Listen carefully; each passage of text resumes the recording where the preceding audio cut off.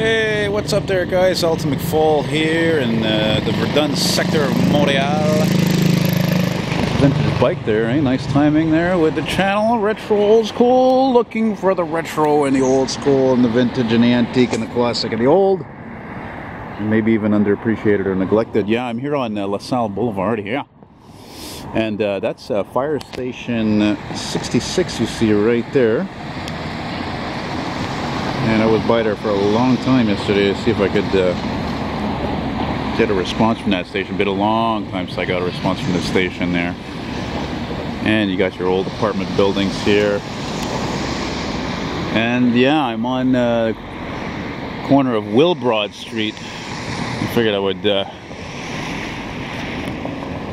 just do a walk here, spur of the moment as usual.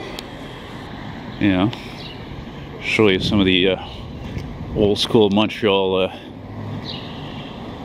not so much cars obviously as you can see, but housing, you know, the old houses, the old blue collar homes. And I guess, come to think of it, when I look at the way they're done and all the you know, the paved walkways to the entrances, it makes me think of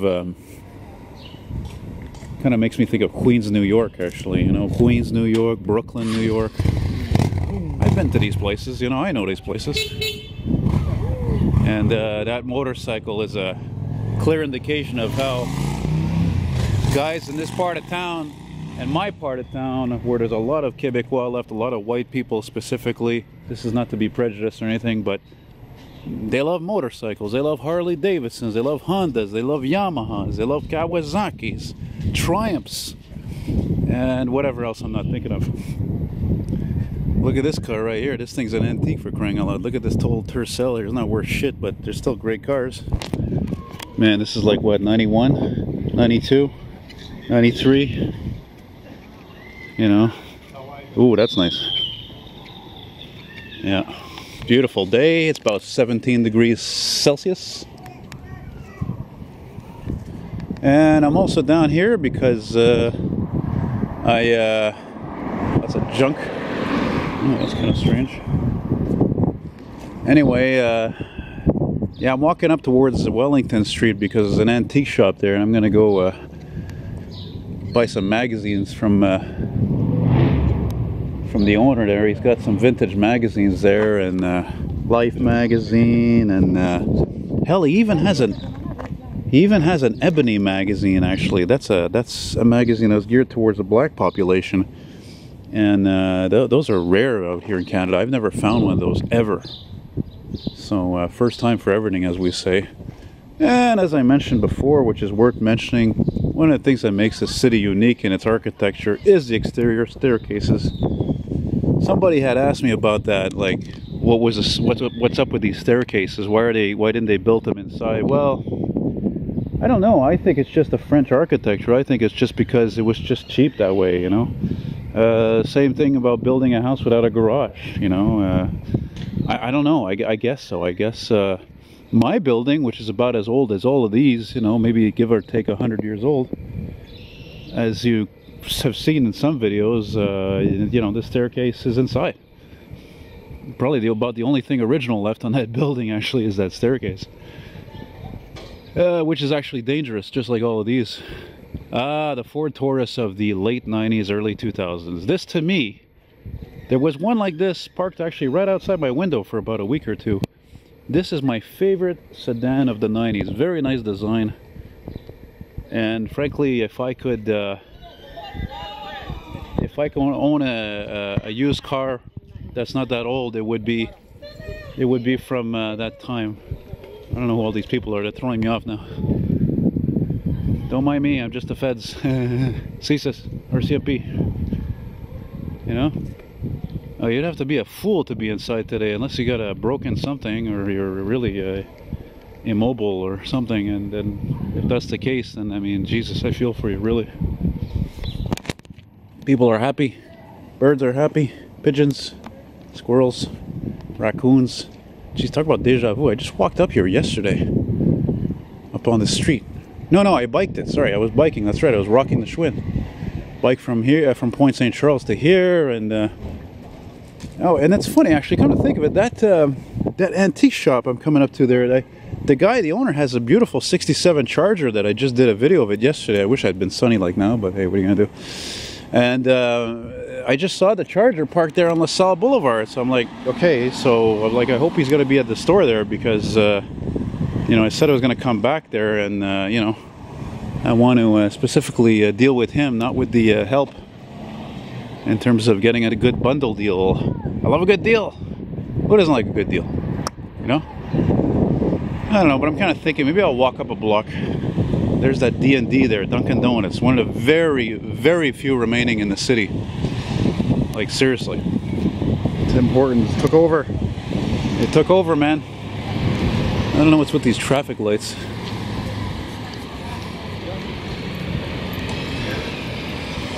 You see the antique store is right over there with that, what is it, that CRV is there? Maybe I'll walk another block up. Walk one block up, one block down, you know? Yeah. Fucking colorless cars. Incidentally, that guy's Charger I just filmed yesterday, I was just talking about, the owner of that antique store over there, it's light yellow. When the fuck are you ever gonna see a modern car with that color again? I'm telling you, man. Oh man, that's a good looking Trailblazer there, look at that.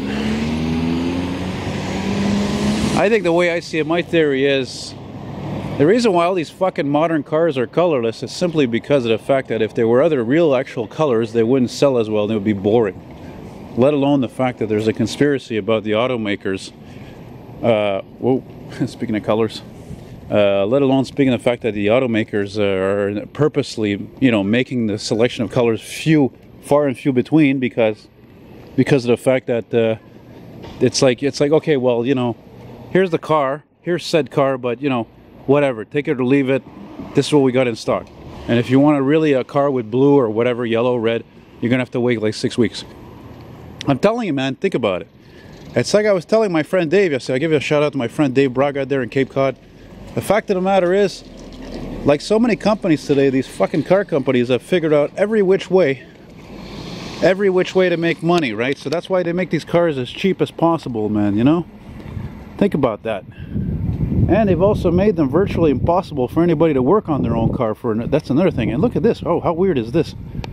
2 Ford Tauruses of the same ilk on the same street of about the same years, except this one's really rusted out on the rear wheel wells. But that, by the way, that color right there, that's an early 2000s. That color right there was definitely the most popular color for the Mercury Marquis, by the way. Beautiful church, look at that, eh? Isn't that gorgeous? Very nice. Lovely. Oh, lovely, lovely. Lovely, lovely. Yeah. So I'm not showing this part of the street much because it's not well lit. C'est pas bien allumé là, pour là. And I don't know why I see a Volkswagen Beetle that's really not parked correctly and it's a convertible. I guess this is where the nuns and the priests lived or something, I guess. I don't know. I don't know. Boy, that is strange. Oh boy, what the hell is this? Flat tire. Maybe more than that.